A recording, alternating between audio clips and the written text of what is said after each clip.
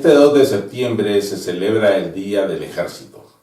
El Ejército, que fue fundado en 1979 como Ejército Popular Sandinista y conformado en principio por los combatientes que habían estado en las distintas columnas guerrilleras del Frente Sandinista. Aquel ejército fue durante la década de los 80 sin duda un bastión vital para el mantenimiento de la revolución sandinista del FSLN en el poder. En los 90, este ejército sufrió una primera conversión durante el gobierno de doña Violeta Barrios de Chamorro para estar a tono con la transición democrática que vivía el país. Con el regreso de Daniel Ortega al poder en el 2007, este destruyó la institucionalidad del país, la puso al servicio de su proyecto dictatorial. El ejército no fue la excepción.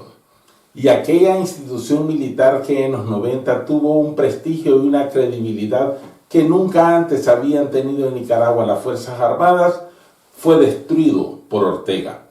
Y así, por ejemplo, las señales más importantes de esta destrucción de la institucionalidad del ejército y de la pérdida del prestigio la vemos en Ortega ha mantenido a Avilés durante 2 periodos como jefe del ejército y en febrero de este año le renovó un 3er periodo, rompiendo de esa manera toda la tradición que se había venido construyendo en el ejército, en la que el jefe se mantenía durante 5 años e inmediatamente era relevado por un sucesor.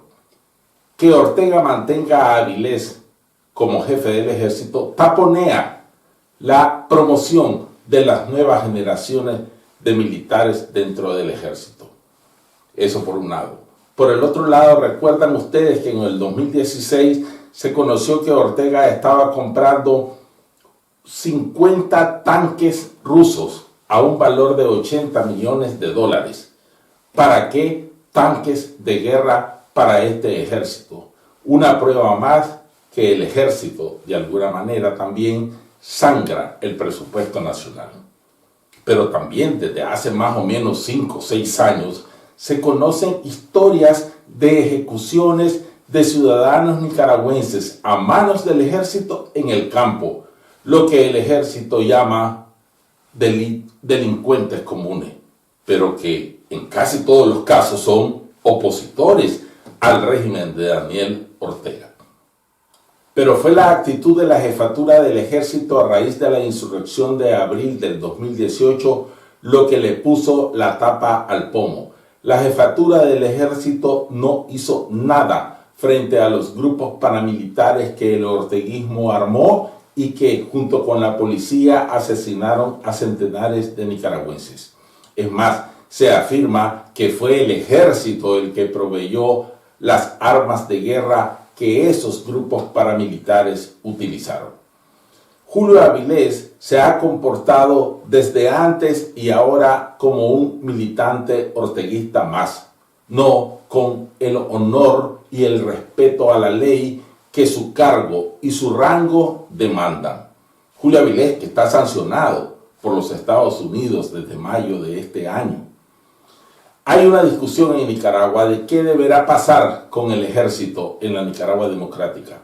Hay quienes plantean su disolución, hay quienes plantean que tendrá que haber una reconversión radical y una reducción sustantiva para que ese ejército se apegue estrictamente a las leyes y a lo que la Constitución le manda, como debió haber sido siempre.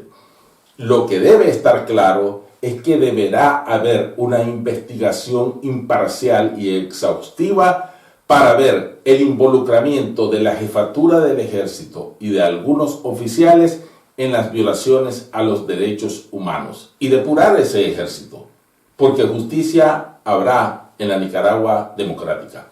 Y los oficiales, los soldados que tienen una opinión apegada a la ley y que aspiran a ser parte de un ejército que respete la Constitución, deberán ser escuchados en la Nicaragua democrática para discutir el futuro del ejército. Soy Héctor Mairena y este fue mi comentario semanal.